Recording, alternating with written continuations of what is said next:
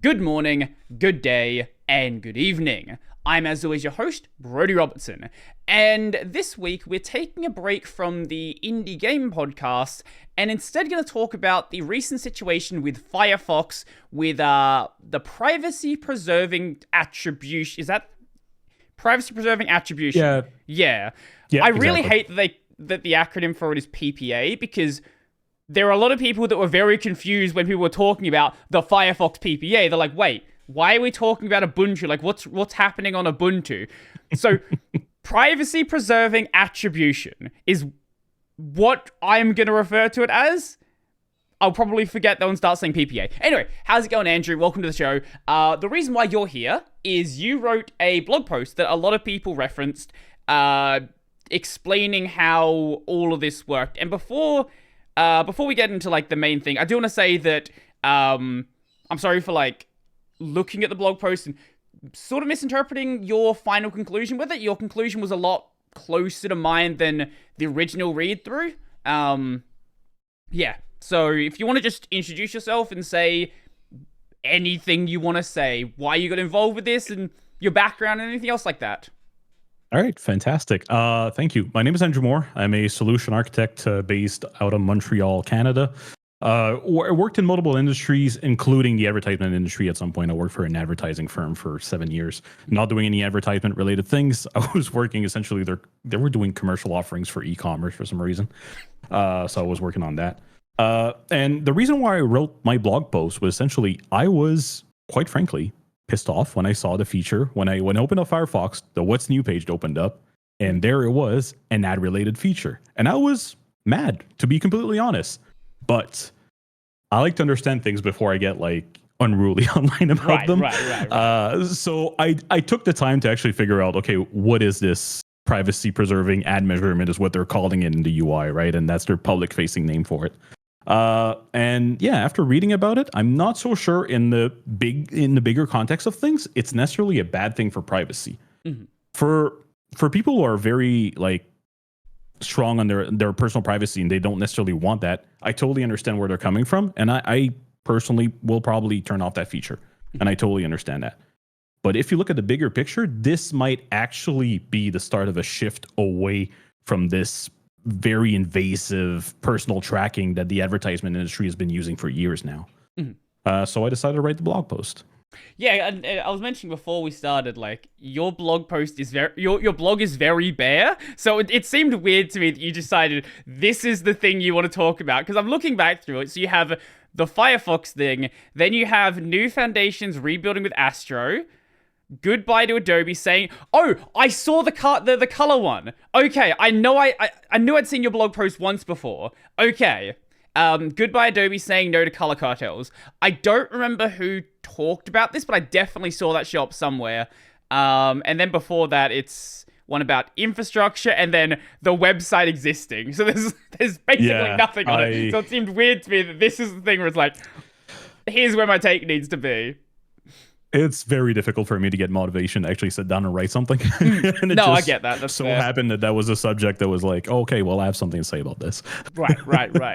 No, I get it. Like, and I feel like it definitely did need to be there because Mozilla, they really don't understand how to communicate with the audience they have at this point, because Firefox does still have a lot of, like, my dad uses Firefox. Like, they have these legacy holdover users who don't even care about Google or anything like that. He is a Firefox user on macOS. So he's just using Firefox because that's what he's always used. But the core Firefox user base at this point is that very privacy-oriented.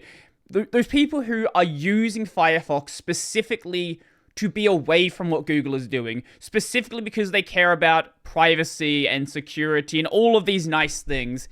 And Mozilla does not understand how to talk to these people in a way that gets their point across in the way that they intend it to. I'll even argue that they're not even trying.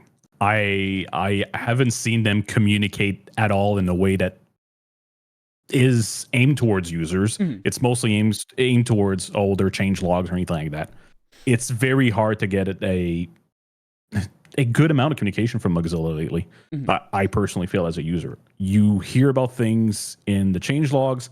It's been the same thing with their whole AI thing that they've released right before that, where it was, I think it was for alt text. Oh, PDFs. the alt text one. Yeah, okay. Yeah. Because they've done a couple of things related to AI. See, I haven't even been following, to be completely honest. But that's just, it shows Mozilla just doesn't bother to communicate with its users. And it's a bit sad because they're losing market share at this point. And we're all at risk of having one big vendor in charge of pretty much the whole web. And that historically was like that, and it didn't turn out well. And I'm hoping we're not going back to those days.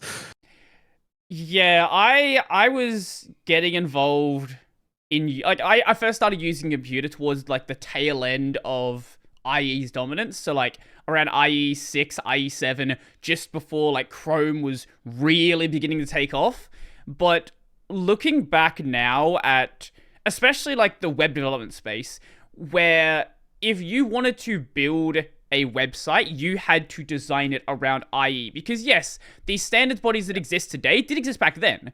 But if you're the only entity that exists in that space, you control the standards body. Like, they have to listen to what you're doing, because who's going to stop you? Like, you are the web browser. You can do whatever you want. And Google hasn't gone that route yet, because Safari is still at least enough of a barrier against it happening. But when you have only two competitors, it's very easy to create a duopoly then and have them just agree on things, and then everyone else, you just have to follow along. Luckily, they have a fairly combative relationship, so you don't have as much there, but there's certainly going to be a lot of things that they will fundamentally agree on that are not going to be good for the average user. Yeah, I agree. And you were talking about Internet Explorer at some point, right before, and the IE problem stayed around for a long time. Any business-to-business application, like people were developing, even until like Windows 10 came out, had to target Internet Explorer 11. Edge had an IE, IE compatibility mode, where it would run specifically like IE, I think ran like IE 7 or something.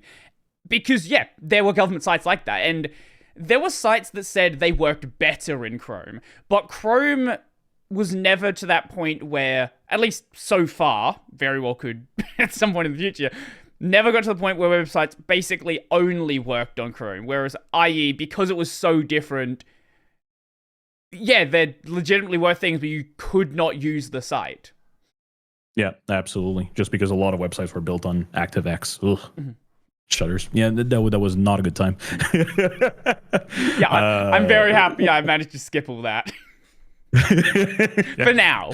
Yeah, for now, at least. It wasn't good. Well, hopefully it's not coming back, and Flash is also dead, so that's pretty good. There was a small period where Chrome was essentially the only one who was actually properly implementing WebGL, but it lasted like for 2 months. So, well, that's more of a problem of the others were just moving slower, as opposed to doing things your own way and breaking everything. Who really cares? Yeah, absolutely. That was Google moving fast, and it was a standard, so it was just a question of time until the other browsers caught up. So it wasn't necessarily a bad thing. And this whole problem of, like, people in the web space will talk about, like, web frameworks and all of this stuff, but the reason why these existed in the first place is because no one wanted to deal with web browsers. They wanted to build an application in JavaScript, and they knew how JavaScript worked. The problem is all of these different engines had their own weird, subtle bugs, and these HTML rendering, the HTML rendering was all slightly different between these different browsers. So you needed some way to basically just simplify it to the developer, so they didn't really have to think about those problems. That's how you got things like jQuery. That's the reason why things are still stuck around today. Obviously, they're still useful for in building a complex graphical application we now see on the web, but their origin is because the web just used to really, really suck. Oh yeah. Oh yeah, absolutely. And you also had that's why SAS started coming up as well in the front end development space. Is you could compile and then what's the library? It's still being used today. Prefixer, where it would automatically auto prefix all the little properties between different browser vendors. It's less of a thing nowadays, and that's pretty nice. We're finally getting to a place where yes, you have different browser engines, but they're mostly following standard now. Yeah. So web development today is a good time to be doing web development. Well, it's also made easier because there's not really that many browser engines in the first place. Because yeah, we do have. What does Mozilla call their engine nowadays? Oh, good question. Is it still Gecko? I think it's they Gecko. want to switch to Servo at some point. Yeah, they want to switch to Servo. Servo's the other thing. Servo's the Rust thing. I think they're calling. Yeah. I think they because they temporarily renamed it to Quantum, but then I think they rebranded back. I don't know. Doesn't matter. Yeah, I think Quantum was their rewrite of their CSS engine and rendering engine within Gecko. I remember seeing it's been a while. This is why people just say it's a Firefox based browser because it's just easier to say it like that. Yeah. But if you look at the web space, most things are just Chromium. Like there's so few actual, and when you do look at a lot of the Firefox based browsers, most of them I wouldn't even really call their own browser. Like Brave is a separate thing from Chromium. Vivaldi is a separate thing. Yes, they still use that same upstream code base. Like Opera GX is another good example. Like they use the same upstream code base, but they're clearly distinct pieces of software. But when you look at things like LibreWolf or IceCat or pretty much most that exist in the Firefox world, they're like Firefox with maybe a couple of cherry-pick patches and a custom config. Like LibreWolf especially, people talk about how great LibreWolf is. LibreWolf is basically just a pre-configured Firefox, which is fine. Like if that, it's useful to have that, but a lot of people seem to get confused about what it's actually providing.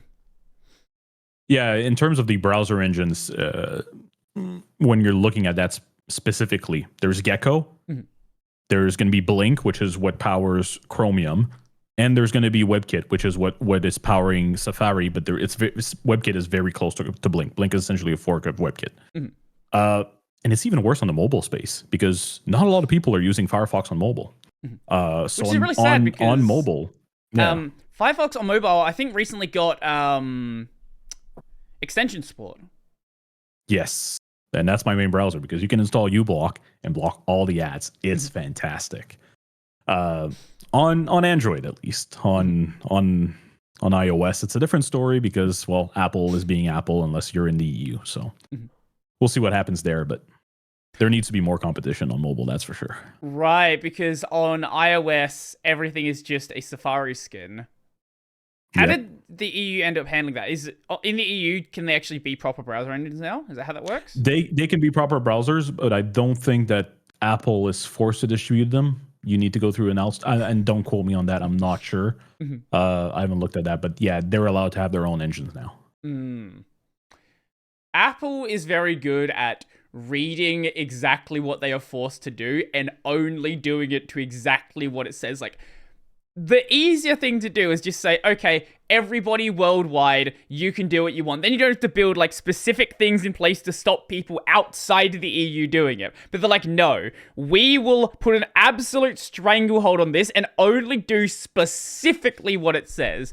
Honestly, I'm surprised that you ever see like, because did they swap, I don't use Apple devices, did they swap worldwide to USB-C? Yeah, they did. I'm surprised. I'm genuinely surprised. Maybe that's just like the engineers are like, no, we're not making two versions of the device. Stop it. It's probably a production line issue. It's way more cost effective to have one production line where it's USB-C than creating two different SKUs and two different products. Which, I mean, in that specific case, the consumer wins because Lightning had to go. I guess it's a lot easier to put those software level locks in place as opposed to making a second production line just to piss people off. But yeah, we're not. We got way sidetracked there. It's good. But this is what we're here for. Okay, so the way this system works, at least the way that you understand it, basically, what's the general idea with this privacy preserving ad measurement? What do you think a lot of people are misunderstanding about how it works as well? Well, I think a lot of people think that see it as a way to track you, and then to track you personally, which is not what this is. This is aggregate metrics. The best way to explain it that I found is this. Let's imagine you have a city or you have an intersection at the corner of street A and B, and you want to know 2 blocks down the line if you had a speed bump at that intersection, are you going to have less accidents at that intersection, right? So when a car passes through the intersection, it's asking, did you pass through that intersection with speed bump? And it's saying yes or no, but they're not seeing the individual results. The city is only receiving, oh, well, there's been 1 accident, which passed through there versus before there was 8. It really is aggregate metrics. And that was a terrible explanation that I've said. I was thinking through it. I was following along, but that wasn't as good as you made it initially sound like. Yeah, no, yeah. Let's rewind a bit. It's essentially getting like how many people saw 1 ad that led to a sell. That's it. It's about an aggregate, a collection of people versus like the individual what you have seen and what you have bought. They're not getting any information about individuals, and there is, the way the system is designed, there is an intermediary between the advertisement companies and the client, which is a browser, which is run by a group, the Internet Security Research Group, which are the same people that are running the Let's Encrypt the CA certificate authority. Sorry. So they're receiving the individual reports. They're not collecting any information about like client IP or anything. It's going through an anonymizing proxy right before. So they're just receiving essentially, oh, well, this ad has been seen, like this ad led to a conversion once. Then it goes out, gets aggregated when the advertiser is asking for a report. And at the end, they're saying, okay, well, for advertisement X, it led to 10 sales within that period. And that's about it. That's pretty much the only thing that they're receiving. I think it's also important to note that with the information that even the ISRG are getting, it's fairly limited. Basically, it's the type of interaction with the ad, so whether you viewed it or clicked it, because different ad networks will pay out differently depending on whether it's you follow through or whether you just view it. Sometimes they don't even pay if you just view it. It's the ad itself. So this is the ad campaign it's associated with, where the ad is located. So is it on this website? Is it here? Is it there? Very important information. And that's pretty much the main core of it. Like, it's not, hey, this is being done from a Chrome browser on a Linux system on an AMD CPU, or a lot of the other information that you'll see being collected in a lot of these other systems. Yeah, absolutely. And you were talking about the source and the impression type. They're not technically receiving that information either. They're just asking the client, is that matching one of the reports? And then they're receiving a 1 or a 0, depending if it matches or not. Okay. So they can get it based on their collection report, because they can say, I want to have a report of everybody who saw not everybody, but the number of people who saw ad X on source Y, who clicked it or viewed it. So their report itself is based on that, but they're not technically receiving that information. It's just they're getting a report about that information, which is the slight little distinction here. Okay, that's fair. That's fair. If we just look at the information... Go on. And I think it's important to know that this information is not like... It's pretty much the minimal amount of information they need to run a business, right? Because they're charging their clients based on that. So they're not asking what topics are you interested in. They're not collecting that. They're not collecting which sites you're visiting. They literally just want to know. If you bought a product, and they're not technically, they don't even know if you like, they just know the amount of people who bought a product. They've seen this ad 10 times, let's say. So 10 people saw the ad and bought a product, and that's really all they're collecting. So it's really minimum, like the minimal amount of information they need to run their business. Yeah, you'll see a lot of people say, okay, but why do they need any information? Why can't they just put an ad campaign out there and just let it go and just see what happens? Like, if it's a successful campaign, they're going to sell products. Why couldn't they just do it with nothing whatsoever? Because realistically, you're not just running one campaign when you're like doing an ad campaign. You're going to have multiple variations. They're going to be on different websites. So you kind of want to know, well, okay, well, I'm advertising on Phoronix, for example, about some Linux type of service, but I'm also advertising on Reddit. Am I getting a higher return when I advertise on Phoronix versus Reddit? That kind of information is kind of useful as an advertiser, because if you're just seeing a spike of sales, you don't necessarily know which campaign has worked. You can't take decisions based on that, unfortunately. And it's very possible that particular spike of sale had nothing to do with your advertisement campaign. It just so happened there was like some content creator decided, hey, that product is great, and sent everybody on your website to purchase it, which now you have that skewed idea that your ads are actually worth something when they might not be.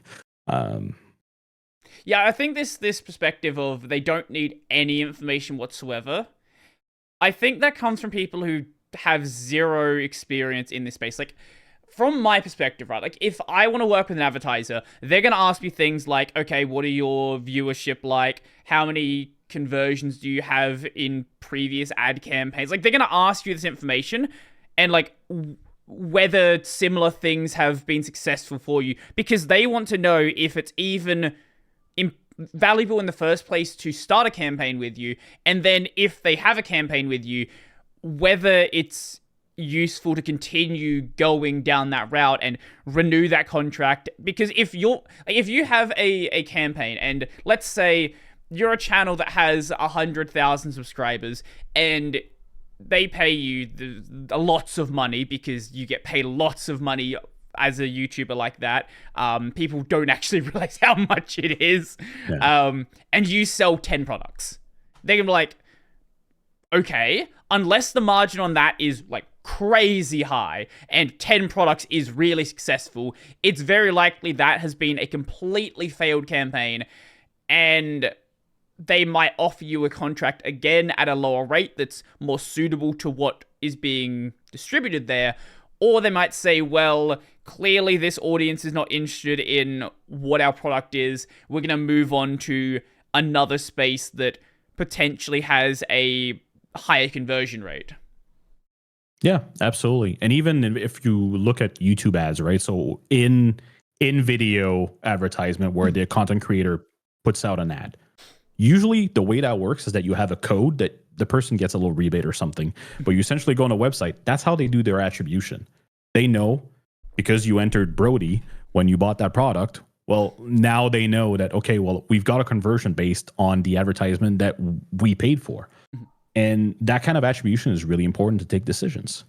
And yeah, you can't really run and you can't really advertise without knowing if you get a return on that advertisement. And I understand, I hate advertisements as much as anybody else.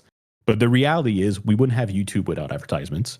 We wouldn't have most websites and most news organizations without advertisements. So they do have some place in society, even if, quite frankly and personally, right now it's way too invasive. And there's nothing wrong for advertisers to know, okay, well, am I advertising to the right audience by looking at their attributions versus what is currently being done now, which is an advertiser saying, okay, well, I want to specifically target that 18 to 20-year-old who really is into K-pop, but also stamp collecting, and that lives in Waikagama, Nova Scotia, which is a tiny village.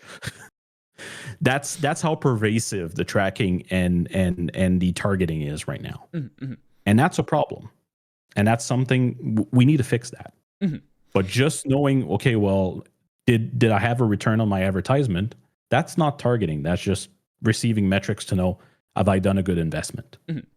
Yeah, I think if we compare this to like earlier systems that have been proposed and very quickly shut down, like the what was it, the federated learning of cohorts? Is that cohorts? Yep. Yeah, where basically it wasn't individually targeted, but you're basically being put into these groups that you could effectively, if you combine it with other information, you could basically just reverse engineer individual targeting anyway. Basically, people, if I understand correctly, the idea was just aggregate into different groups of targeted individuals, and you could then just target ads based off of those. Effectively what's being done now anyway, just with slightly less individual tracking. But again, the thing with any sort of user tracking is it's not about one piece of information. It's about this large array of information. Like if you know someone has a 3600X and they run their computer at 1080p, you don't know who that individual user is. But if you know they live in like that random little village and they are between this age and this age and they use a computer between this time and this time, you've gotten down to maybe, in some cases, one person. But even on like bigger places, it might, like, let's say it's someone in New York, maybe you're down to like 5-10 people, even with only a few small bits of information. Especially, and I really hate when browsers do this, when they're honest about what operating system you're using in your user agent. User agent. Yeah.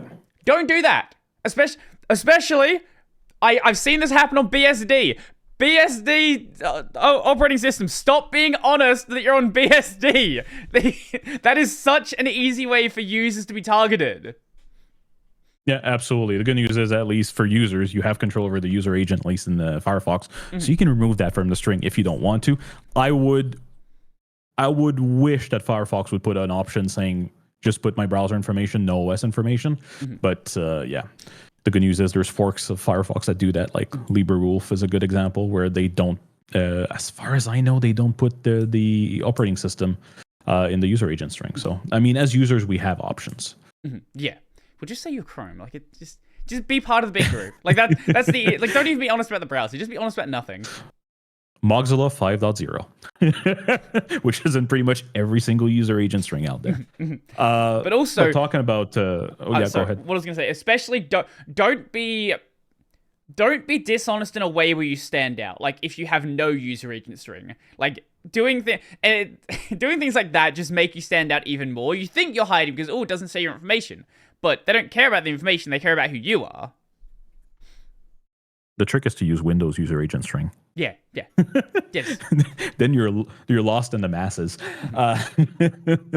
But talking about the federated learning of cohorts, so the private attribution is coming from a group called the Private Advertising Technology Community Group from the W3C. And one of their proposals right now is something called Topics API. And that is more akin towards like tracking your interests and stuff like that. That really needs to be opt-in, because that shouldn't be in browsers. And that's going to be a big issue that's coming up. Google essentially, what they did is they reworked their proposal on FLOC and reworked it towards that topic API thing, where essentially your browser would send a header, in every request saying what topics you're interested in. So there's still some things to look into, which are bad on the privacy side of things, but private attribution isn't really one of them. Because if advertisers have something in place where they can have at least their basic metrics that they kind of are required to have to run their business, then we can go towards legislators and ask to ban that kind of pervasive, invasive personal tracking that we have right now everywhere. But we need to have the alternative in place for them to capture their metrics, or else what's going to happen is you're going to have lobbyists come in and say, well, we can't ban that because then we can't have a business. We can't charge our customers. So yeah, it's a step in the right direction, but there's still some other things that we kind of have to be careful of, which are not part of that whole private attribution proposal from Mozilla. Yeah, the issue that I took with a lot of people talking about this, especially Mozilla, when they were talking about it, is they were describing it as the solution, but in none of their communication did I see them talking about doing the legislation part. They're like, okay, if we do this, businesses are going to use this instead because it gets them information that allows them to do an ad campaign, which I just fundamentally disagree with. It's good there with the regulation. You need that regulation in place so they don't do the other thing. But if you just have the PPA there, all that's being done is you just have another route to get information they were already getting through these other means, and nothing going in place to stop those other means. And this, I think, is where a lot of people really got caught up with it, and like why I got caught up with it as well. Like, if they put front and center, like, this is step one, I think I would have had a very different opinion of it. Yeah, and I totally agree. But I'm not sure Mozilla should be the one leading the charge. Mm-hmm. At some point, I think we have an individual responsibility to contact our legislators and ask for something to be changed. Mozilla, unfortunately, did purchase an ad business. Yeah, the timing on that, it's more, that's I think also part of the reason. Like, a lot of people are sort of distrusting of Mozilla right now anyway. Like, they've had a questionable track record over the past 10 years, and then the ad stuff, the ad tech company as well. So it's like all these little things building up, and this was just, I guess, one of the ways it all kind of exploded. Yeah, absolutely. But even if you're like really pessimistic, the worst case scenario is that Mozilla sees the writing on the wall and then want an alternative in place when the legislators are eventually going to ban invasive tracking. At least in the EU, I don't know what's going on in the United States. They don't seem to care about that kind of thing. Mm-hmm. But there is some regulation in certain parts of the world where privacy is coming back. Individual privacy is coming back. So we've seen GDPR in the EU. In Quebec, where I live, we have Law 25, which has a very nice little thing that says, well, the default should be the most private options on all pieces of software. Mm-hmm. That's essentially the summary of it. And there's other legislations as well in California and stuff like that that are coming up. CCPA. Yeah, exactly. I don't have much hope for the rest of the United States, unfortunately. It would be really good, though, if they did, because since most companies are based there, that's when we would see the biggest shift. Mm-hmm. But like anywhere else in the developed in developed countries, like we should push for legislations and get that changed. I think we have to do our part as well. And I don't necessarily want Mozilla to lead the charge for us, because then we might end up with a compromise that isn't exactly like doesn't have our best interest in mind. Mm-hmm. No, I don't think necessarily has to lead the charge, but as we were saying before about their communication, I think at least paying lip service to like, hey, go contact your legislators about, like, having that anywhere in their original post or the Reddit post, at least mentioning that, like, maybe they're not the ones that are fighting this in court. Like, that are totally understandable, but making it clear, like, what it is that is being done here, I think was just something very clearly missed out. Yeah, absolutely. And even if they would have been honest and would have said, oh, we're seeing the writing on the wall, so we're working on and getting those basic metrics in a way that is respecting of user privacy, I think would have gone a long way. Mm-hmm. But right now it's just, oh, well, it's an experiment. You don't have to worry. It's not that big of a deal. Their communication was just horrible, period. And that's unfortunate because there are some government actors who are part of the private advertising technology community group that are working on those standards. Notably, there's 3 representatives, I think, of the UK government that are part of that group. So there's clearly some work being done towards improving user privacy, but it feels like nobody wants to communicate that. And yeah, it's a bit sad. One take I did see from a couple of people is Mozilla should sort of ignore the whole advertising thing and position themselves as this private browser that ignores all the advertising. They try to get away from all of it as much as possible. Like, you're never gonna, basically like the doomer approach to it, you're never gonna change the way that tracking works, you're never gonna stop individual tracking. So Mozilla should build a browser that tries to stop that as much as possible. Like, what do you think about that stance? If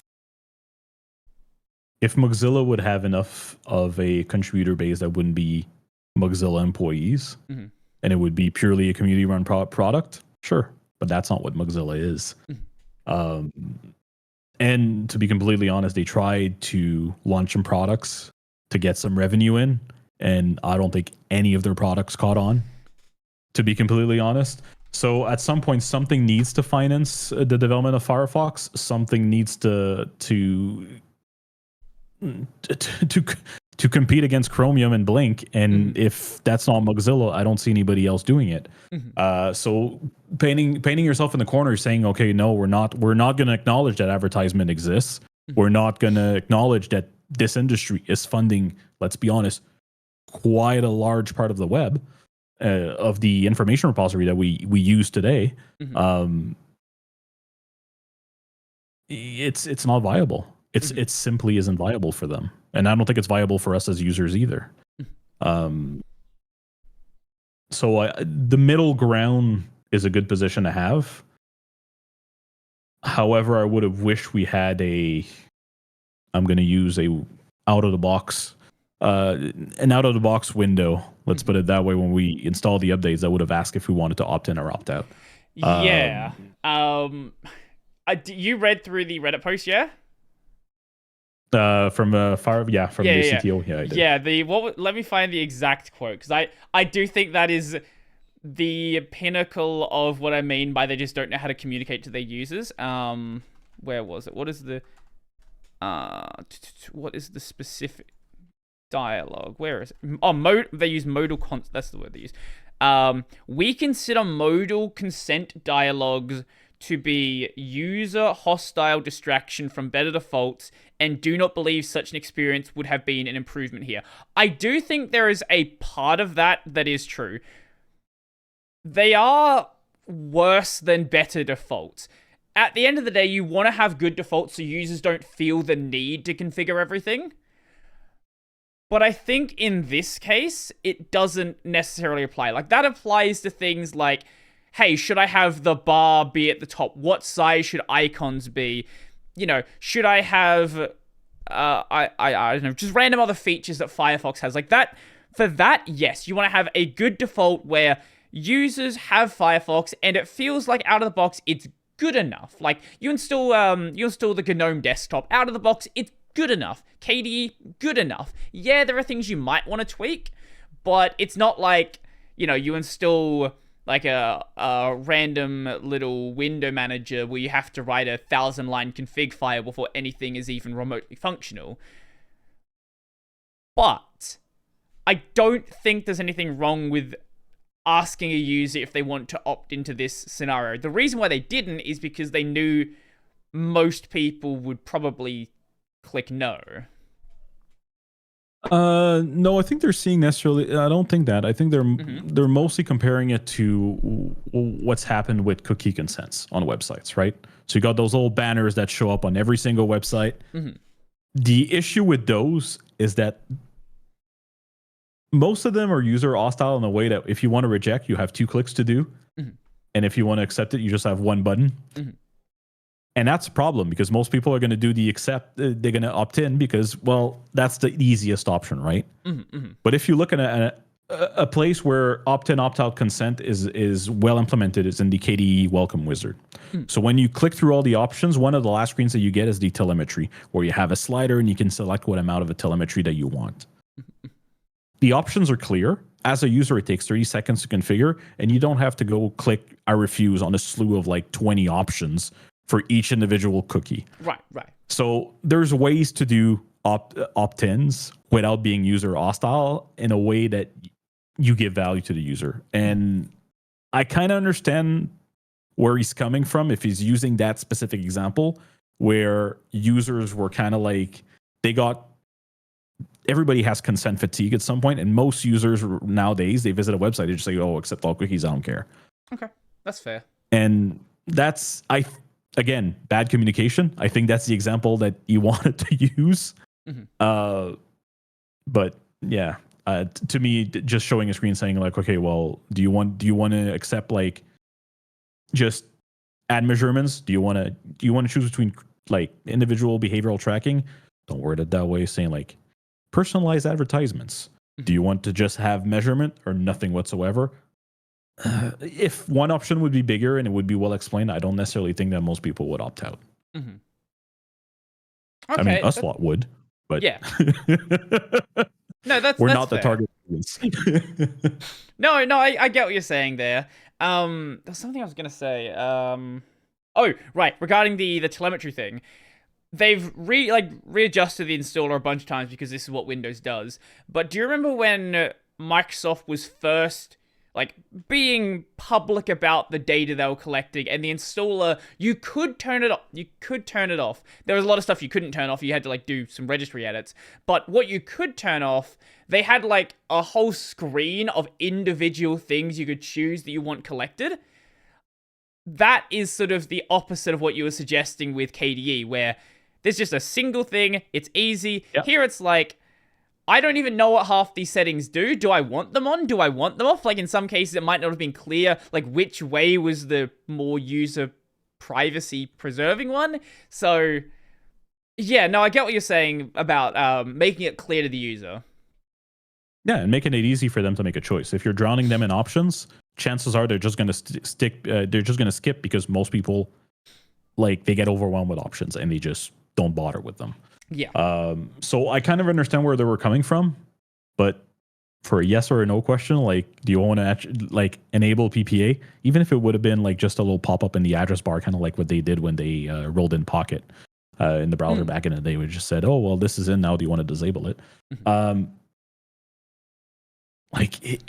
don't think anybody was seen as user hostile. Mm-hmm. Just inform the users. Yeah.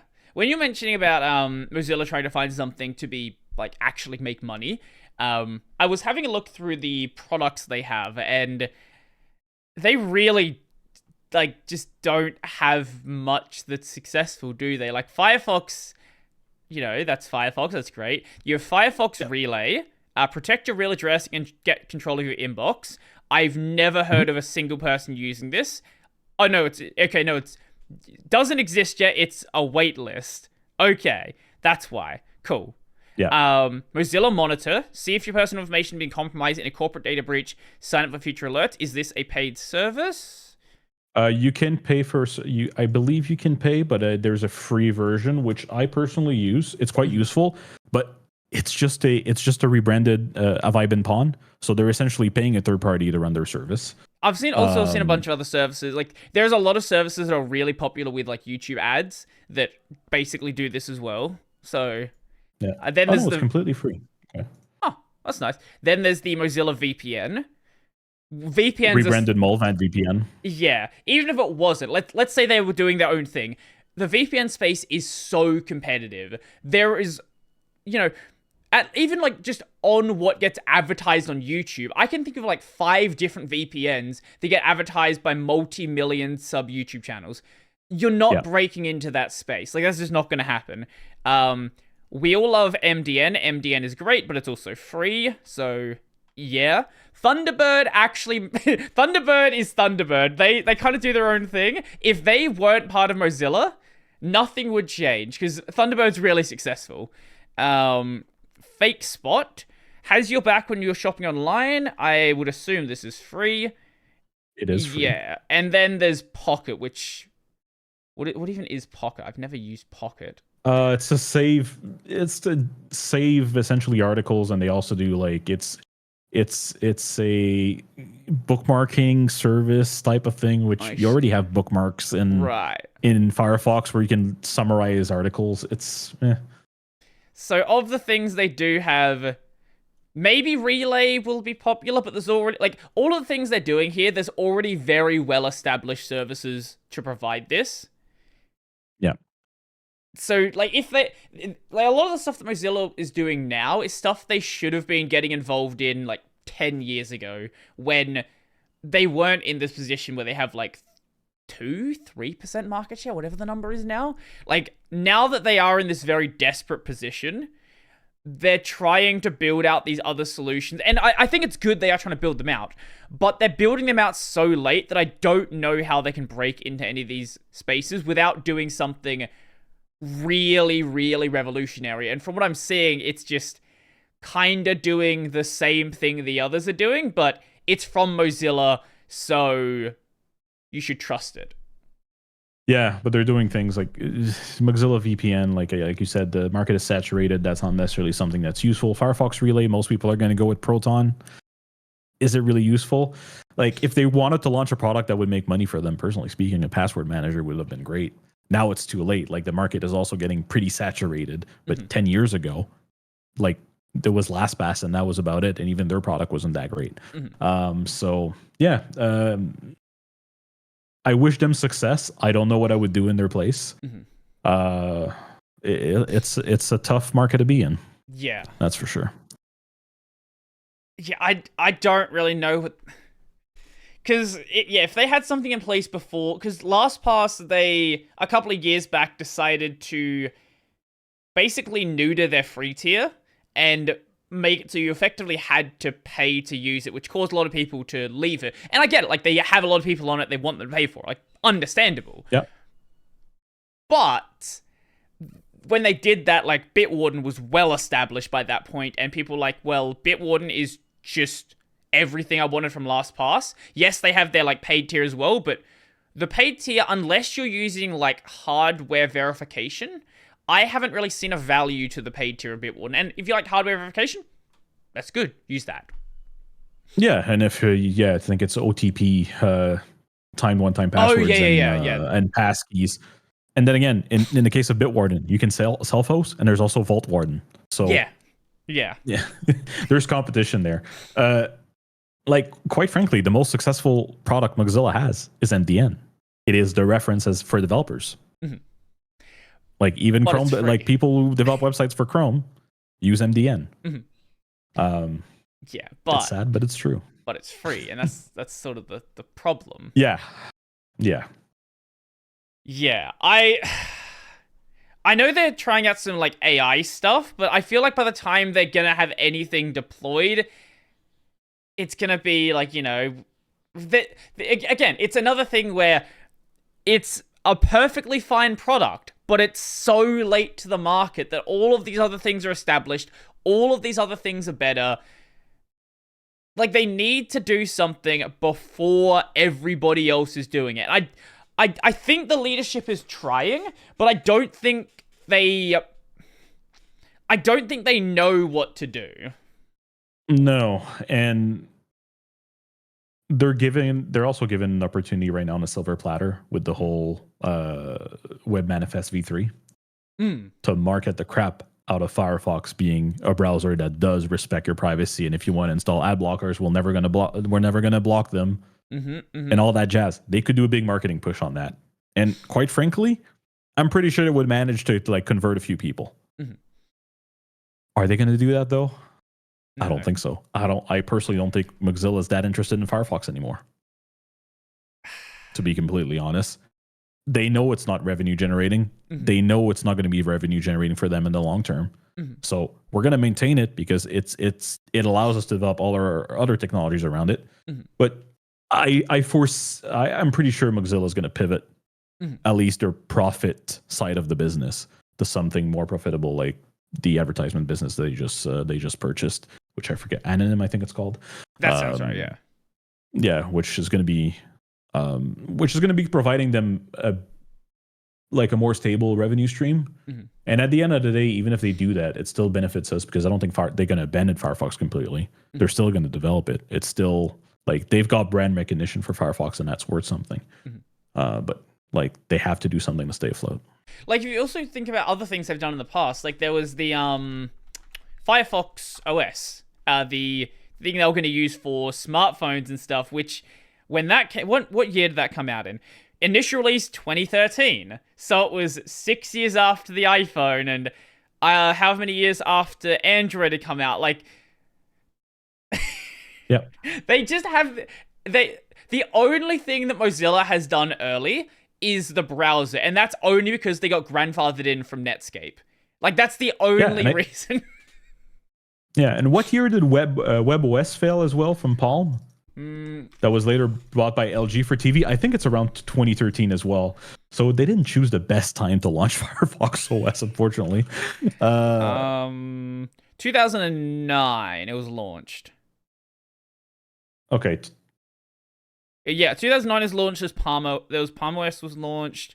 Yeah. Then it was acquired by HP. Then it became WebOS. Yeah. Yeah, and at that point it was already dead when it was acquired by HP. So, I mean, yeah, unfortunately they were late to the market again. Mm-hmm. Yeah, it would be very. You mentioned them pivoting into advertising. So their plan for revenue generation is to pivot into the market that has a stranglehold by Google and Amazon. Like, again, late to the market for another time. Yeah. Yeah, but that's a market where if there's more competition, it benefits advertisers. That's so true. I don't necessarily see that as a bad thing. It's the less consolidation you have in the advertising market, as long as and then manage to get an audience, right? Mm-hmm. So if they can get their ads on websites, they actually have a chance because they can undercut the prices that Google or Meta's for charging right now. Mm-hmm. So we'll see. I don't think it's necessarily a bad thing, and if their advertisement business does seem to want to respect user privacy and not do individual tracking. Mm-hmm. So am I enthused by it? No, not really. I don't like advertising. But if they keep true to what they're saying publicly, it might not be such a bad thing. Right. No, I agree it is a good thing they have some competition because, yeah, frankly, like, they need some competition, that's for sure. But if it just becomes like it is now, where it's like, okay, but we have like 1 or 2% of the market share, like, yes, there's technically competition there, but not enough to really put pressure on the big advertisers and force them to change their ways to compete in this new landscape. Maybe it's successful, but I feel like that space is so data dominated that trying to provide a solution that cares about user privacy to companies that already were in a position where they didn't really care about it anyway. Like, at the end of the day, it was, is this providing a higher profit margin? Yes, let's use it. Yeah, I'm sure there are people in these companies that like to advertise a lot that care about privacy as well. But like, when it comes down to the matter of what makes the most money, how do we appease the shareholders, I don't know how they would compete in that space with like big brands. By going to news services and news organizations who don't want to deal with Google, who don't want to deal with Meta because Google and Meta killed their business. Mm-hmm. So if they can have an alternative to advertising on Google and Meta, like they're kind of stuck right now giving money to the devil. Maybe Mozilla is going to be able to capture that market. I kind of hope, because I mean the alternative is what? They launch a web search service. I mean, that's the strategy that Mozilla's been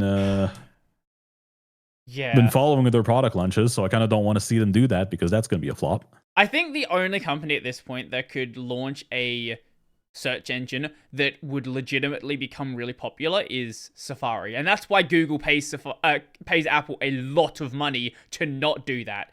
Because if Apple decided tomorrow they want to have a search engine and made it the default across the entire Apple line, people would swap away, sure, but there's like with Apple marketing their AI stuff as Apple Intelligence, Apple is really good at taking something that already exists, doing it basically the same, maybe have it be like shinier. Like they're really good at making good looking phones before everybody else was doing good looking phones.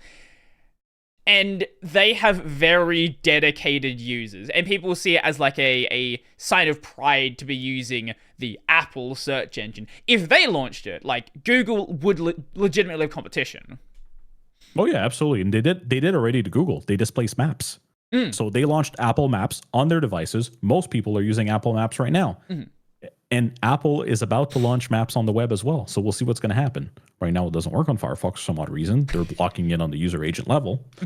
But it's coming. So we'll see what happens. I don't want Apple to be the only competitor to Google, but right now, like, these companies are so ridiculously valued. Like, I don't know how... Like, people have talked about, like, I've said this before, like, you know, if you're in the early days of the internet, you know, you saw MySpace got displaced by Facebook, and you've seen all these other services get displaced by these other websites, and that was very possible back in the early days of the web, but the gap between the floor and the ceiling is so much higher now that what ends up happening is you have these services that pop up, and there are a lot of really niche but popular social media services that spin up out of nowhere. They gain like 1 million users in a week or so, and then Google comes along or another company comes along and is like, hey, here's a check, we'll buy you, and then they just vanish. So it's before anything's actually able to compete, they just buy everything they can because they have that much money. They can just do that. Yeah, absolutely. I just want a competitor that's not going to be user hostile. And unfortunately, Apple ain't it. Apple is user hostile in their own way. They're very pro-user in certain aspects of things, but they do everything to lock that user in. So yeah, I'm just hoping that we get, for those major services, a good competitor that's not necessarily user hostile. I think we have a pretty good one for email right now. Proton is not user hostile at all, and they've pivoted to being a nonprofit. So that's at least a good alternative if you're trying to de-Googleify your life and want to drop Gmail. Or you can always self-host emails, but that's a horror show in itself. If you ever tried it, it's not fun. Things are easier nowadays with like Docker containers that you can deploy, but it's still like not a thing that most people ever want to touch. Even people who have a tech background just don't want to touch. No, because then you're dealing also with reputation building with your IP and stuff like that, and that's just not something you can solve with tech, unfortunately. So the bigger the market share you have, the more reputation you have, and the less filtered out you're going to be. That's just the way it works, unfortunately. Yeah. If we're looking at social networks, though, there is a big disruption with Mastodon. Mastodon managed to successfully, not fully, but somewhat successfully displace a small part of what Twitter had in certain niche markets. So anything related to tech, a lot of people are on Mastodon right now. And personally speaking, I've been having great conversation on Mastodon with people there. It's been amazing. We've seen the same thing try to happen with Reddit, with Lemmy. I don't think it took off. No.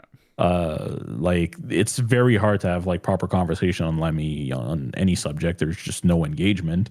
Same thing with YouTube. We've had Odyssey, we've had PeerTube, and they're surviving. They're there, but they don't necessarily have the same engagement that YouTube has. The one service that did manage to get that kind of level of engagement is Nebula.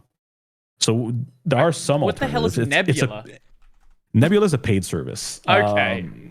But it is a subscription-based service, but you do have a lot of content creators that are there, and quite frankly, they're successful there. The revenue model for creators is a bit different though, but yeah. So there are some competitors that are coming up, but I don't necessarily want competitors to like be locked behind a pay gate, because I feel like there's so much information on YouTube to try to learn something, to to be better as a person, to like get into new hobbies. And it would be sad to see that content go away because we're locking it behind a pay gate, or because it's non-viable with advertisement, or whatever the reason. Because what's going to end up happening is that you essentially lock out people who don't have the means to pay for that information out of that information. And I mean, the videos there could empower them to provide for themselves. So yeah, there's a lot of people I see, especially who were around in the early days of the web, who have this, I guess you could call it a utopian view of how the web should operate. They think back to the 90s and they're like, back then, you know, you didn't have every single website full of advertisements. Most services were just being run as like volunteer things. No one was making money. And you have people think, well, why can't the web just go back to that? And it would be nice if there was more self-hosting, if there was more people doing their own thing. It wasn't just every single, like, it would be nice if you went to a I don't know, let's say a creator's page, and it didn't just link to their Twitter or their Facebook or like anything like that. But whilst it would be nice to have more people playing around with things on the web, you're never going to get back to a point where the web is just not like a very monetized space. People have built up giant businesses on the web now. It's not like it was. That's just trying to go back to that is just it's a fruitless effort. You're just wasting time trying to argue that position. Advertising right now is the least restrictive model and probably the least bad. I think there is definitely a place for paywalling content, for like high production value content for sure. Like you have like a big crew, it costs like tens of thousands, $100,000 to make something. Sure. Yeah, absolutely. But if you had a paywall on just to access YouTube or to access a creator's channel, most things that exist now would not exist. Like, people just don't have the production value to justify people paying for it. And some might argue, well, they just shouldn't be making stuff on the internet then. And that's a fair argument to make, but it's certainly not my position. I think that it is nice that just any old person with a camera can go and make things, and they're not required to have this big crew behind them effectively just reproducing TV on the internet. Yeah, absolutely. And I would even argue like the web of old, where people would self-host, hasn't gone away. It's still here. People still self-host blogs with no advertisements. People still self-host their own videos, their own things. The issue is that you can't have that level of like small individual infrastructure management with the huge amount of engagement that you get from a site like YouTube. Right. You can't have both worlds. That's just not possible, because it gets to a point where it's not economically viable for you to host a service that gets hit by millions of people worldwide every single day, especially not with video. So yeah, I think that's a big part of the reason why PeerTube is just it. Like, people have asked me like, "Hey, why don't you use PeerTube?" And like, I guess it's cool to have as a backup there and just have like another place people can see stuff, but PeerTube just cannot work as a large video distribution model, because it is this thing where, you know, the only way you're going to monetize stuff on PeerTube is having in-video ads, by having links to go to other platforms. And it's really convenient what YouTube provides. Just being able to upload a video and YouTube deals with all of the advertising is very, very nice as someone who wants to make content. And I don't think every platform needs to have user content monetized. Like, I think one of the most harmful things that happened to Twitter is the fact that posts are now monetized if you have a check mark. So you have people, you already had people who were engagement farming, just saying nonsense. Now you have people engagement farming because they know they're going to make money from it.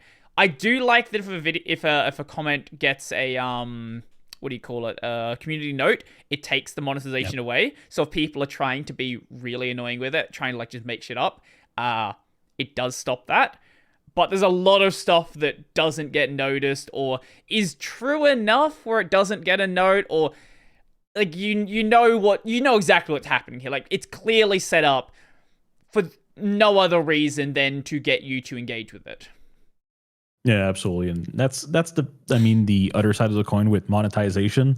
There's always people are going to try to min-max it, right? And that's the issue with advertisements as well on websites. You got some websites who are 90% advertisement, and 10% content. Yeah. Nobody wins here. And that's why we have like click big farms and stuff like that. So, but does that mean, okay, well, because we have those types of like very low effort, low quality content, we need to completely kill any type of monetization on the web? No, not really. Because again, like you said, like there's value in having content freely accessible on the web. There's places though that content's not paywalled and it works just fine. Look at the Wikimedia Foundation and Wikipedia. That's a very good example. But I don't think as a society, we can have like 100 Wikipedias that we all donate to. It just doesn't work. And so you either end up with centralization of content or with some way to monetize it so that it can be somewhat distributed between multiple platforms. And the centralization is something that it sort of naturally happens when you have a distributed network. Mastodon is a really good example of this. Mastodon is set up to be this thing where you have a bunch of small servers that are federated together, but you can see exactly what happens. Where do people go sign up? And this was especially true during a lot of people leaving Twitter. They went to mastodon.social. They went to all of these other like main Mastodon services because firstly, there was confusion about how to sign up. That's a fair point. I will grant people that. But also, they didn't want to go and find some little server. They found the first thing that was Mastodon related, and the first thing that's going to show up is the biggest one. So they went to that one. They went to the server. Yep. Yeah. They went to the server with the biggest local feed because when you loaded up Mastodon, that's what you saw. And yeah. And this is especially, it's even more true with the centralized services where if you don't have this communication across platforms, why would you want to go to some new social media platform that has a couple thousand users where you could go to Twitter, you could go to Instagram, you could go to Facebook, where you don't even have to tell people these exist because everyone you know probably already has an account, and if they don't have an account, like, they were never going to make an account on a social media like, if they're one of those people that don't have social media, no social media platform is going to convince them to make it. Yeah, absolutely. So, I mean, that's the other side of the coin. That's just, yeah, that's how it is. And to go back to our main subject, that's why attribution is important, because like it or not, advertisement is what is enabling those platforms to exist in the first place, regardless of if you like one platform or another. But we wouldn't have that trove of information of, yes, very good videos, very bad videos, and everything in between if advertisement wasn't there. And denying just the very basic measurement on if a campaign has been successful or not is not going to allow advertisement to exist. And I'd rather have a way that preserves user privacy by having that middleman that aggregates all the individual reports and then ships that to the advertisers versus having like the very invasive tracking that we have in place right now. That said, we do have both. It is another data point, and we need that legislation aspect. I think the one advantage there is, besides the collection of information, an advantage of having these centralized platforms is, take YouTube, for example. It has advertising, but because all video is on YouTube, and that's pretty much, yes, it's TikTok. Yeah, sure. But if you're not using TikTok, you're going to be on YouTube. You can sort of justify paying for like a ad-free version of it. I think having that as an option there is a good thing. And I don't like the way it's being encouraged, because you have Google that owns YouTube, and they also own the browser, so they can be in this position where they can make ad blocking harder, so it encourages more people to pay for the service. But I do think having that option there, I do pay for premium. Like, it's just easier. I don't want to deal with ad blocking breaking on YouTube, because it does break often. I do use an ad blocker for other sites, because there's a lot of sites out there, like those ones that have 30 advertisements on the site, especially the ones that like to open up in like other tabs, and you click on the page and you don't realize you're actually clicking on an ad because there's actually an ad hidden in the page. It's just like, for sites like that, you definitely need to use some sort of ad blocking, content blocking solution. But for YouTube, like, I'm happy to pay for it because I use it enough anyway. Like, I get people having, do it right. Oh, sorry? Yeah, they do it the right way too, because they compensate content creators for people who are not viewing the ads. Yeah, So as a content creator, you're still getting paid, even if somebody with YouTube Premium at a higher is rate watching your video.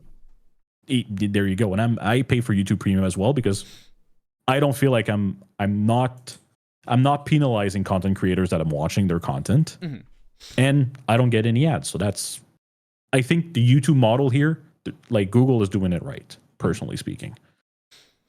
The one thing I don't like about the way that YouTube was doing, I think they've changed it now. They were bundling YouTube Music and YouTube Premium for video together, so it was just more expensive than it really needed to be. Yeah. I think they have split the tier out now, but honestly, I'm waiting for them to go like the Netflix route, and it's like, well, Premium's actually mostly ad supported, and sometimes you might still get ads. I know they're gonna do it. It's gonna happen at some point, and it's gonna be like a really cheap version of it where it's like 90% of the ads are gone, but every so often you'll still see one. I don't want it to happen, but I've seen it happen so many other times that I would be surprised if they don't do something really stupid, or it's like you get rid of in-video ads, but they have banner ads or something like that. Yeah, I'm hoping that, well, if it's banner ads, it's not too bad. You can still block them. But yeah, I agree with you. I kind of hope they don't enshittify that specific service. To me, if I feel like if I'm paying for an ad-free experience, I want an ad-free experience. Have you heard one of the things that YouTube has been working on regarding ads? So with a bit of fun ad tech that a lot of people told me was never going to happen, but I know it was going to happen at some point.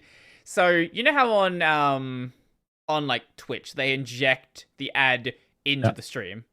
There's work being done to do that on YouTube as well. So you actually will not be able to block the ad in the current forms we're doing because it'll be part of the video stream. Yeah, and personally speaking, I think it makes sense for a business like YouTube. It actually cost them a lot to serve videos. Yeah. So for that one, I kind of understand why. Like they want some return on investment. It's not just like serving a plain HTML page where you're blocking ads. The cost for that is minimal. Like we're talking fractions of a cent. But for an actual video, the cost of encode, like serving it to a from a server that's geographically close to you as well, because they kind of replicate all videos across the globe, so you have a good experience. I kind of understand from a cost perspective why they want to do that. It sucks, and it sucks even more that it breaks extensions like sponsor block, because then the length of the video is variable. But I can understand why they're doing that, even if I absolutely hate it as a user. But then again, I'm paying for premium, so maybe I don't personally care. But yeah, it is a bit frustrating when you're trying to watch a video like in a private window, or if you're just putting it on TV where you're not logged in, and then you end up with ads. You're like, oh, well, that sucks. So when it comes to this data collection and individual tracking, all this stuff, like where is your personal line? Like, what do you think is a fine amount of data collection, and where do you think they've gone too far that you're like, I want nothing to do with this? I stop at crash metrics. I really hate personal like even behavioral tracking in applications, because even though they say, oh well, it's going to lead to a better product, no, it just leads to businesses taking decisions to cut a particular feature because 1% of users are using it. It's never to improve a product. It's to like cut costs. But as someone who has developed website in the past, now I'm an architect, so I don't necessarily do development anymore.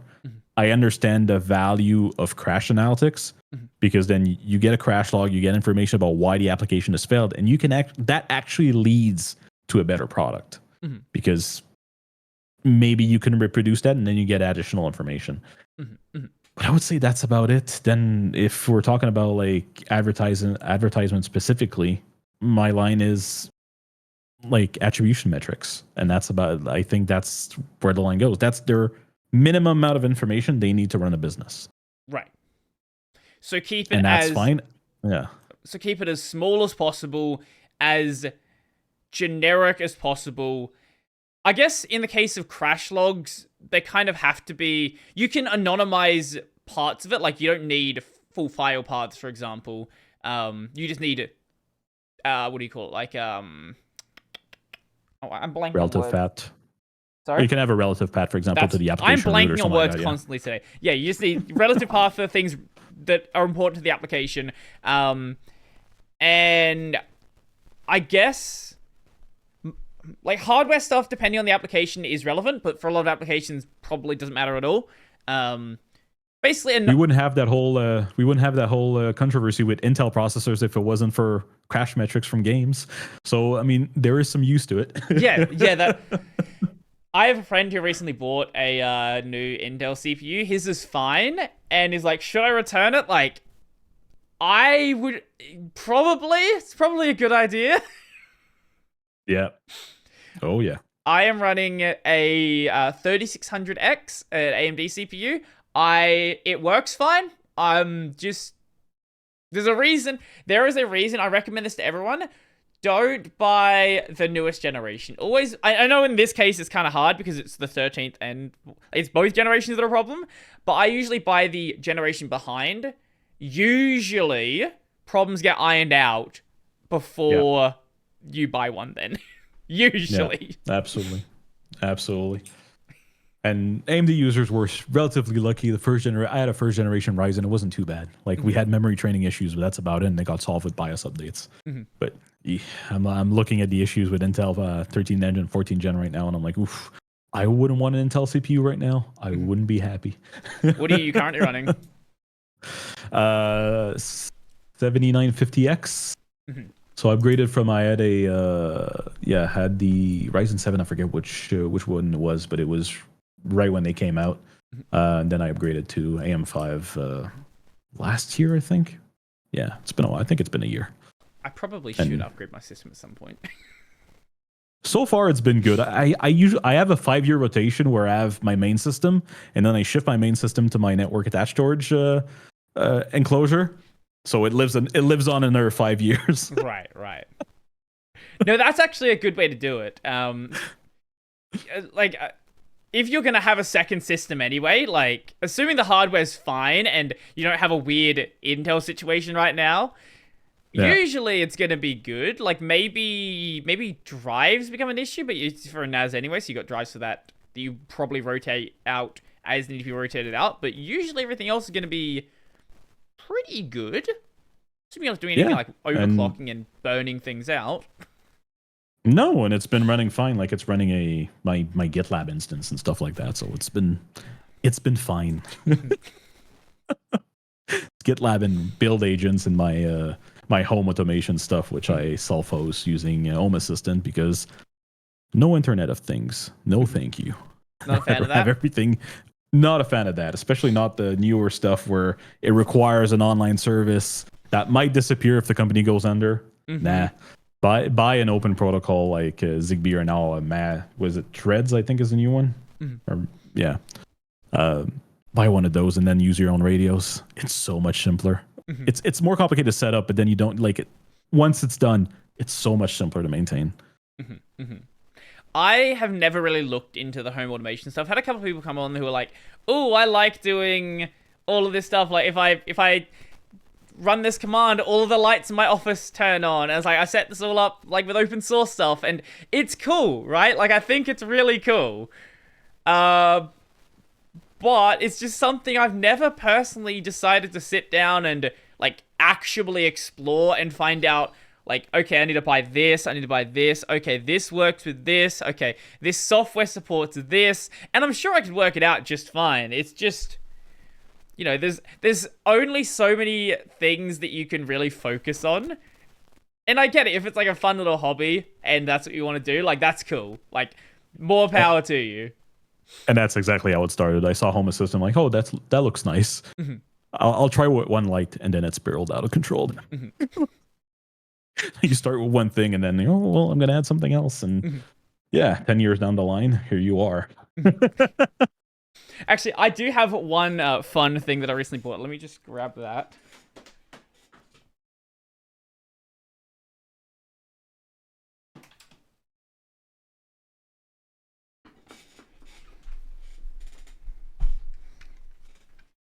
Do you know what this is? I don't know what that is. It is oh a wait, laptop. is that one of the original Chrome? Is that Yeah. one of the Google Chromebooks? This is a Ivy Bridge Chromebook. Nice. So, I have been convinced by a couple of people that old Chromebooks are actually really good devices. I've got this one here that I bought and someone had already unlocked it and it's running Ubuntu, but it's running Ubuntu with a macOS theme. I don't know. I'm going to do a video on what it's just running out of the box. I bought it because I just want to see like what modern desktops are going to do on that thing. Because there's people in my audience who are like, I use an Ivy Bridge CPU. I use a Haswell CPU. I want to see like how well does GNOME run on this thing? How well is Cosmic going to run on this thing? How well is KDE going to run on this thing? I also have another one that I'm buying that's not unlocked already. A 11th gen i5 system. With those ones, so Google doesn't care at all about you unlocking a Chromebook. Like there's documentation on the Chromium docs on how to do it. For anyone who doesn't know, there is this cable called a Suzy Q cable that you can make. The schematics are all open source. And you just plug it into like both USB-C ports and you could just unlock the firmware. And there's a script that you can run that a bunch of people, because there is like this weird little community around it as well. And you just flash it with core boot and then just stick Linux on it. Some people are turning them into Hackintoshes, which I think is kind of wild. But you can get a really, really cheap, really powerful system if you look a little bit with the Chromebooks, because most people just throw them out and you can get like one of the ones I saw was it was 16 gigs of RAM, 11th gen i5, 256 gigs storage for like $150. That's a pretty good price. Yeah. Actually. Yeah. Then you can just, unlock it, install Linux, and then you have a nice little cheap on-the-road machine if you want to like go camping and you don't really care about your computer. Mm-hmm. That's great. Well, it's a good road warrior setup. Some of them have there's a couple of node issues with some devices. Like oftentimes the fingerprint reader doesn't work, which is fine. Sometimes there's a systemd service you need to run to get USB, the like modern USB standards running. The biggest problem is some of them you have to make sure you're running you have to run like a little script to fix up the audio drivers because they don't power limit on some of them. So oops. you can blow the speakers very easily. That would be unfortunate. Yeah, it would be. But it's really easy to go through. It's like in total like 15 commands you have to run and you have a core booted Chromebook. Like it's compared to some, like a lot of people like to buy these old ThinkPads, flashing some of those can be a giant nightmare. Like if you just want to stick Linux on it, it's fine. But getting them core booted can be a bit rough. And it's sometimes you're kind of playing Russian roulette as well when you're purchasing it because it might just not be unenrolled from the NVM as well. So you might end up with a brick. That's always a challenge with like old corporate devices, even if you're buying it off the used market, is you never know. Sometimes the company went out of business, but they're still enrolled in their MDM solution and you're kind of screwed. Yep. But yeah, I'm gonna play around with this stuff a bit because like that right now is the one fun tech hobby I have. Like I've because I do all these Linux videos, here's the thing, right? I do all these Linux videos, and I like to talk about Linux a lot, but because I'm doing all these videos, I'm not doing a bunch of stuff with Linux outside of that. It's like, if you work I know a lot of people that have like developer jobs who, when they were in uni, they did a lot of like side hobby and fun projects, but now that they're working a 40-hour-a-week job programming all day, they don't keep up with any of that other fun stuff they were doing. Yep. Totally feel that. I feel like I've done the same thing when I started actually working a full-time job in IT. It's just all the side projects that were just gone. At least when it came to coding. Yeah, I want to pick up a lot more of my programming side hobbies again. Like I've very slowly been learning Rust. I had been wanting to do Rust stuff for a long, long time. But like sitting down and actually finding the time where I'm like, okay, this is when I'm gonna do it. I didn't force myself to actually just stop making excuses for it and actually go and do it. Like, that's the real problem. Like, it's very easy to find excuses to not do things and instead go and do whatever little thing you have that's easier, that's more comfortable. Yeah, what I find is easiest is when I actually have a need for something, then sitting down and learning a new language to solve that specific problem that I have is way easier than just saying, okay, well, I'm going to learn Go today. I'm going to learn Rust. I'm going to learn C#. I'm going to learn Java, whatever language you want to learn. Mm-hmm. If you're just doing it to learn without having set yourself a goal of building something, it's so much harder. Yeah, like you need to know what you want to do and then go do it. And then learning Rust is just part of the journey. Yeah, I have this it was a bash script where I like to have my browsers my browser bookmarks outside my browser, so I have them in this like separate file, and I can just run a command and it just opens up the bookmark in whatever browser I have as my default. I know you can like port your bookmarks between browsers, yeah, like, but I don't want to do that. I just have this script. I can just change one variable, and now I'm on Firefox, now I'm on Brave, now I'm on Chromium. It's nice and easy. Previously, it was in Bash, and I wrote this back when I cared about doing stuff in Bash, and it was this disaster of a script. And I looked at it like, what the hell is this? How does this work? Why did I write this?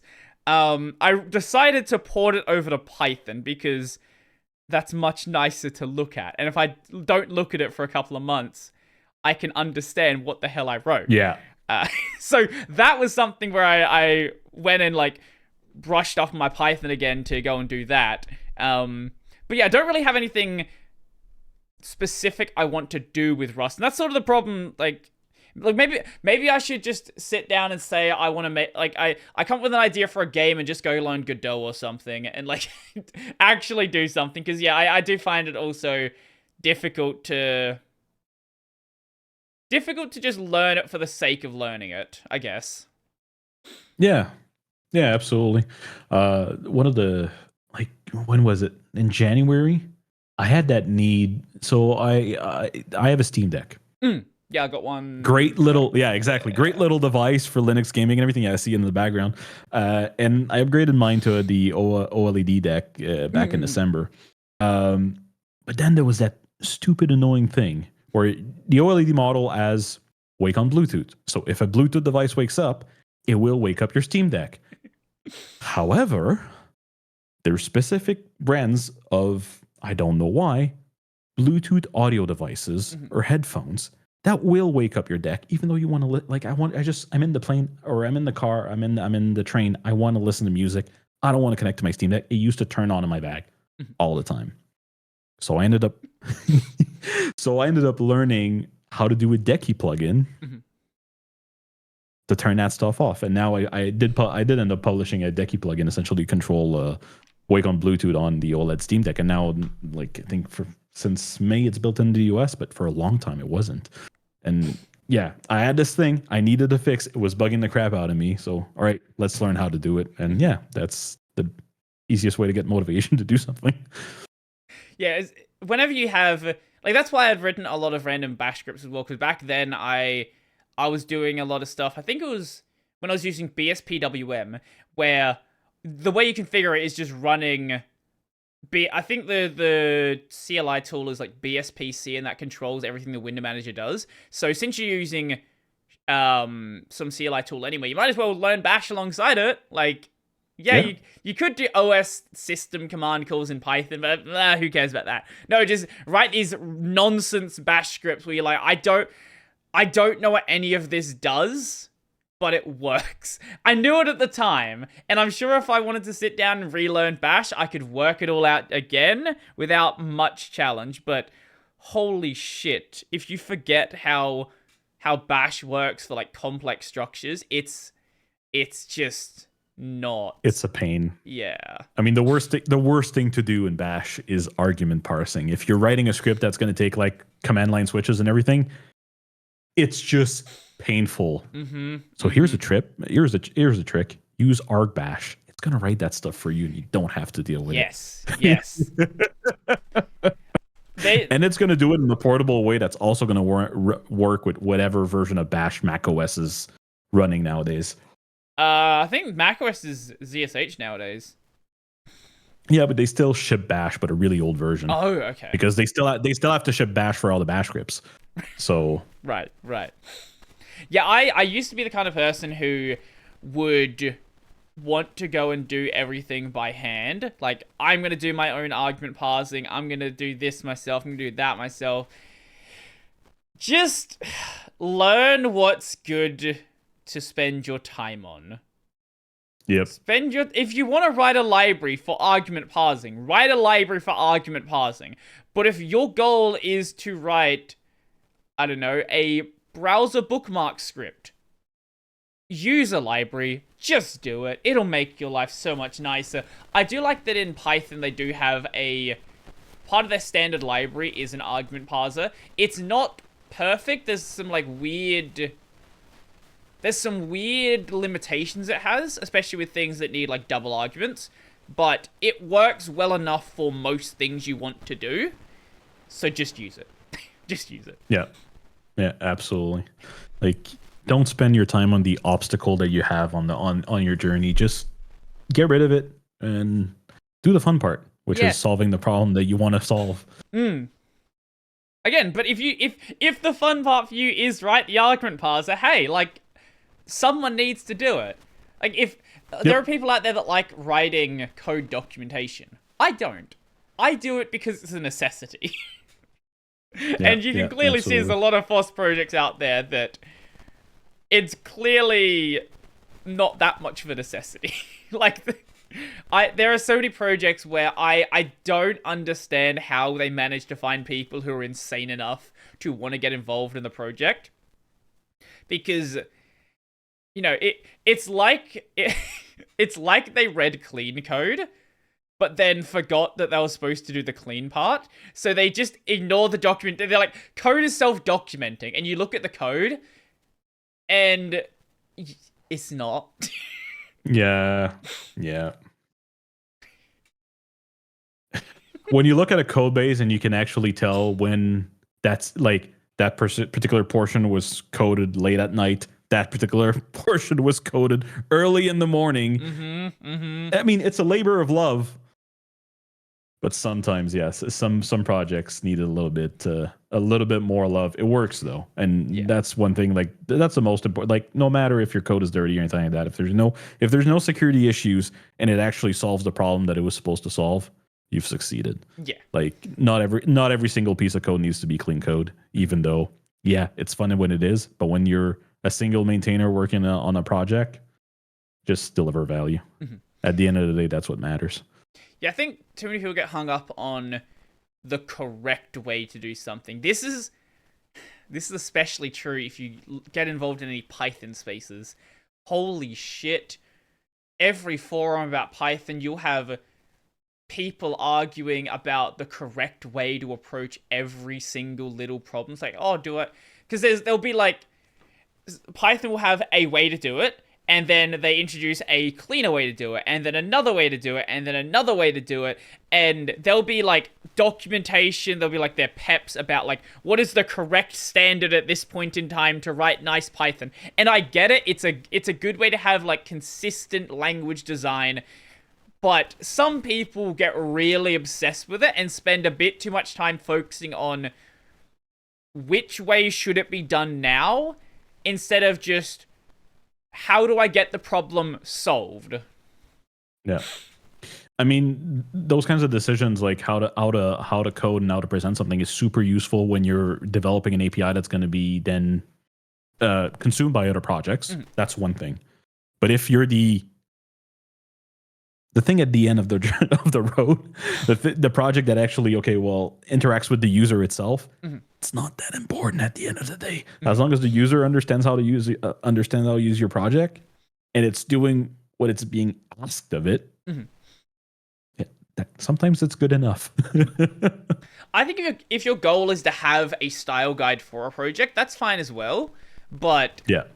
like, if you're just if the goal is not to be in this big project, it's just a single developer. As long as you know how it works, I do think there's a lot of value in adding comments. I know some people are like very wary about, oh, I don't like comments in my code. Just add comments. You're gonna forget how it works. Just add something, some little bit.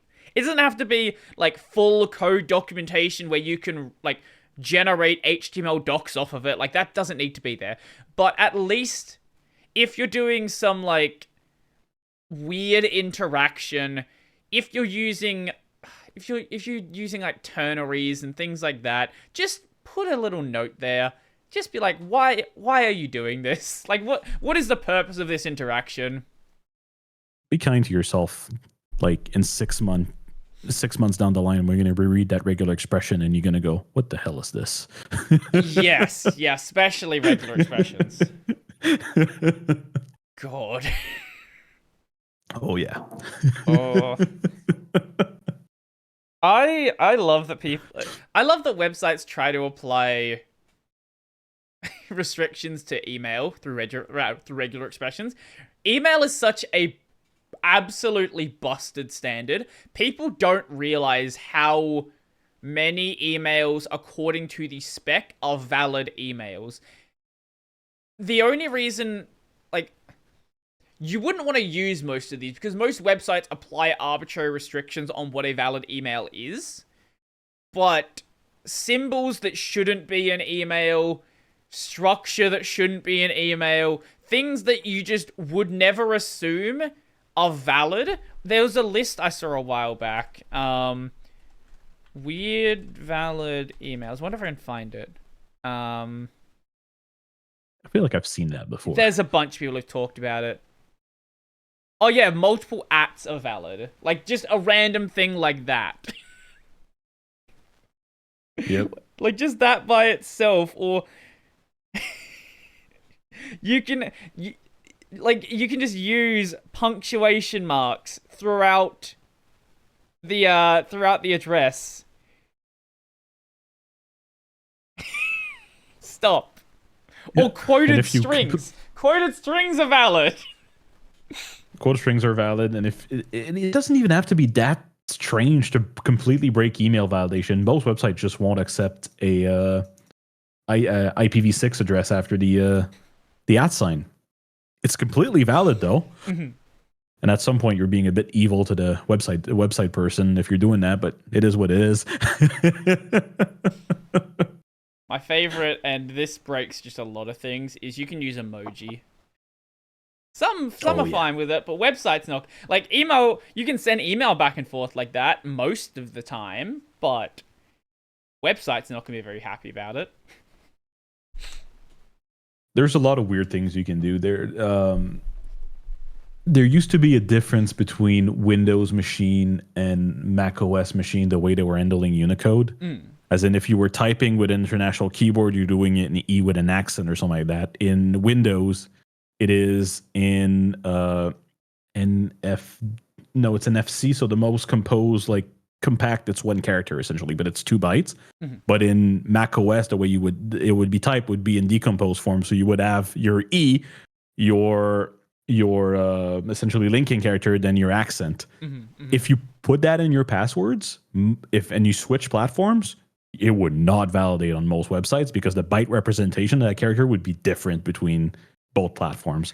So that's always a fun. Even if they would hash the password, it wouldn't matter. They're hashing 2 different byte representations. So it a lot of QA tests back in the day when I was working at the for Sidley, which was an advertising agency, would just fail at that simple test. And we were based in Montreal, right? So we had a lot of like French accented characters because we had to normalize the UTF-8 form before doing the hashing.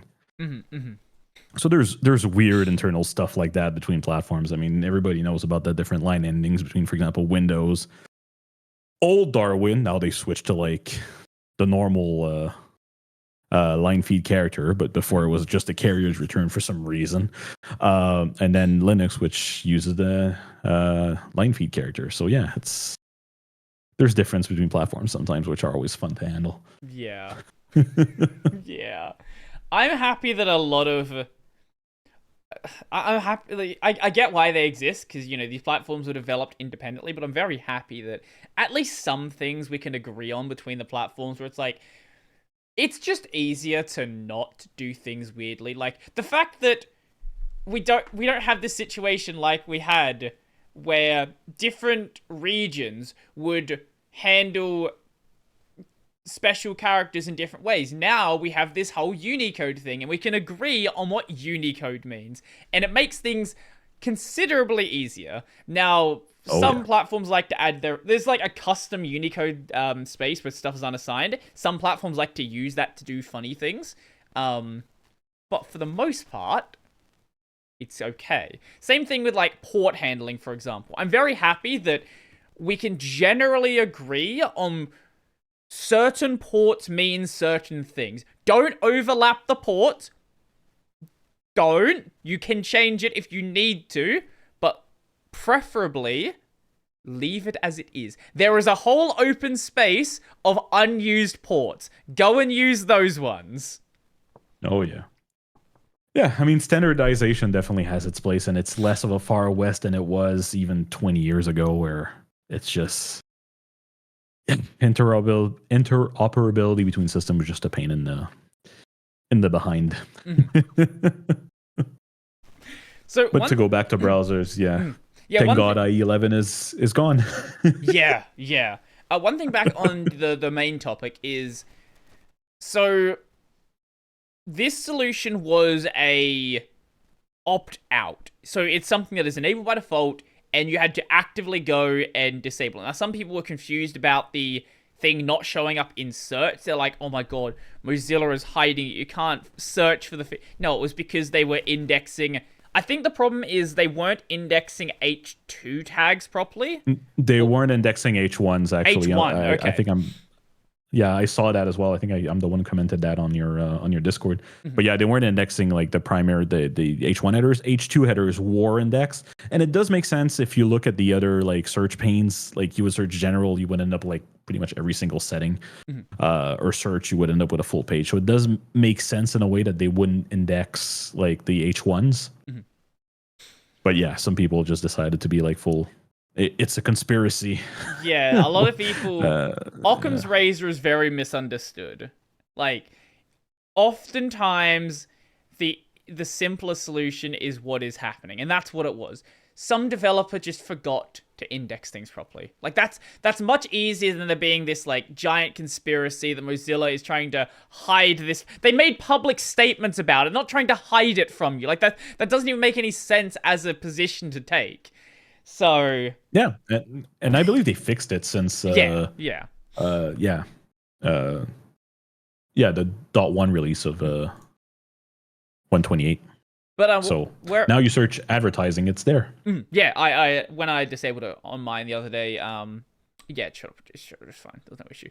What I was going to ask about is, with it being opted out, what is your general stance on opt-in versus opt-out solutions when it comes to data collection? Assuming that you are...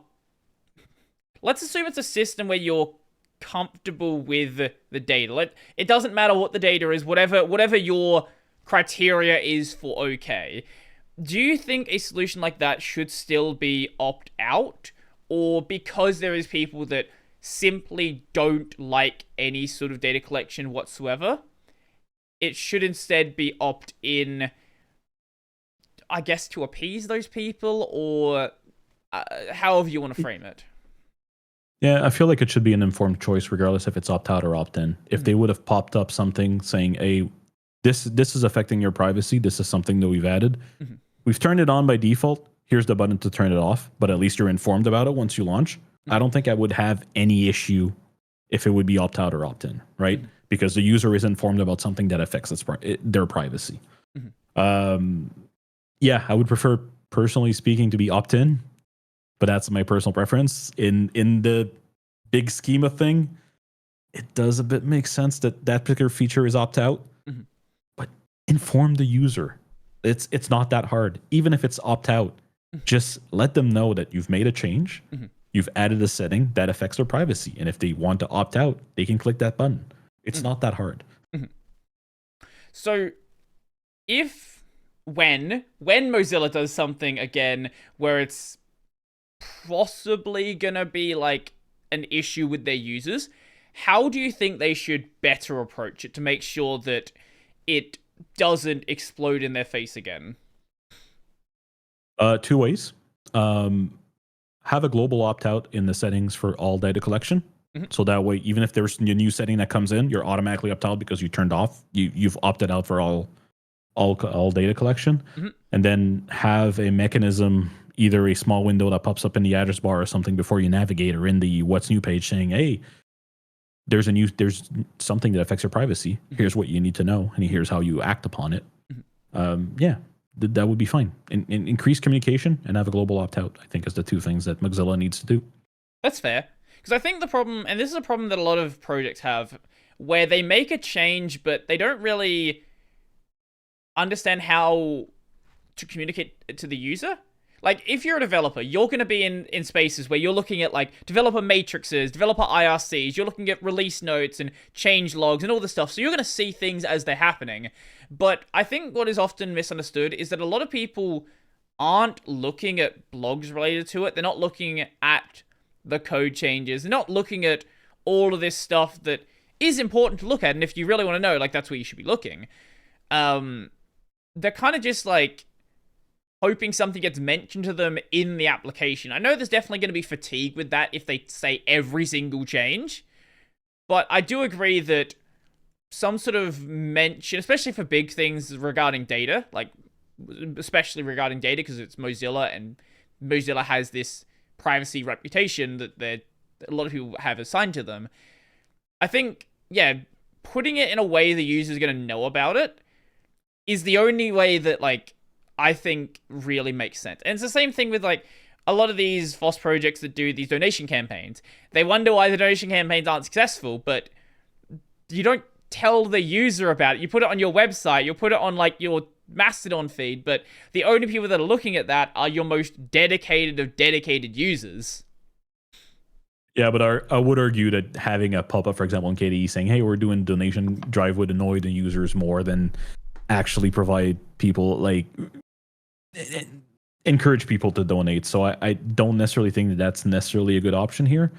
But especially Mozilla, like, if it would be, for example, Hyperland, which is a very small team of community managing and, like, working a project, if they would do something that affects privacy, okay, maybe they're going to have a developer mindset to it and say, no, this is good for the user, whatever. We're just going to, that's one thing. Mozilla is a corporation at this point. They have a data privacy officer. They have no excuse. I'm sorry. Right. You need to better communicate to your users. You should know better.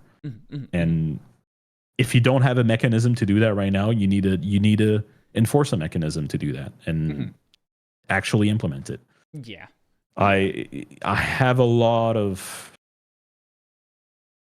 I don't see a way where I can make an excuse for Mozilla, unfortunately, for their lack of... their, quite frankly, like, horrible communication that they have with their user base, especially for those types of changes.